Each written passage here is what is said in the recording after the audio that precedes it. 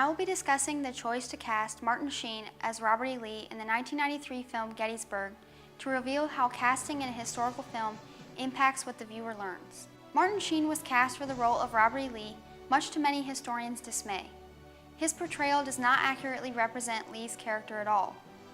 The Washington Post wrote that his performance failed to capture Lee's, quote, aura of infallibility and made him look like a crazed religious mystic. In reality, Robert E. Lee is remembered as a gentleman, a highly devoted religious man, and one of the greatest generals of all time regarding his abilities as a tactician and commander. His men saw him as a godlike figure. Confederate apologists writing after the war worked to further reinforce this perception of Lee. A former soldier wrote in 1875 that Lee was, quote, the grandest thing in all the world to us, when he loved us like a father and led us like a king, when we trusted him like a providence and obeyed him like a god. The movie bases the character of Lee off of this idea. Sheen's choices as an actor further complicate how viewers perceive Robert E. Lee. In this clip from the film, Robert E. Lee meets his soldiers as they retreat following Pickett's charge. It's my fault. It's my fault. I thought that we were invincible. Friend, it is all my fault. Hear me. Hear me, I pray you. It is entirely my fault.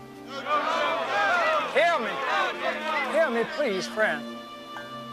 We must rest now. We must retire and fight again another day, and there will be another day. Meanwhile, friends, we must show good order.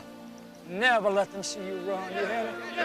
Never let them see you run. Let us hit him again, sir. Let us reform and hit him again. I know we can do it. God bless you. Following the charge, Lee had told Pickett that, quote, it has been my fight and upon my shoulders rests the blame. This would have been a very serious time. Lee's acceptance of the blame reveals his good character as a leader. Yet, this scene downplays that seriousness and makes Lee look rather prideful and over the top. Sheen lacks the right demeanor to play Lee. As a result, the viewer is not given an accurate look at what he was truly like. Sheen makes Robert E. Lee look ridiculous. It appears that Lee does not fully understand the severity of the situation throughout the movie and is seeking glory in everything he does. This completely undermines what is known about Lee as a person. Sheen's unconvincing acting, forced accent, and overdramatic ranting reduces Lee, one of the greatest military minds and most respected commanders on either side during the war, to a fool who did not fully understand the situation. Lee's immense intelligence as a commander, his candor, and his ability to command respect was not revealed through this film.